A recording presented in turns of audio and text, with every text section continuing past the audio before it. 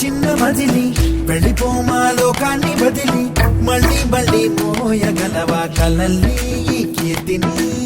ఈ సరుకులు మీకు మదన్ గారని మీకు మనవల్లాగా ఆయన పంపించారు, ఓకేనా?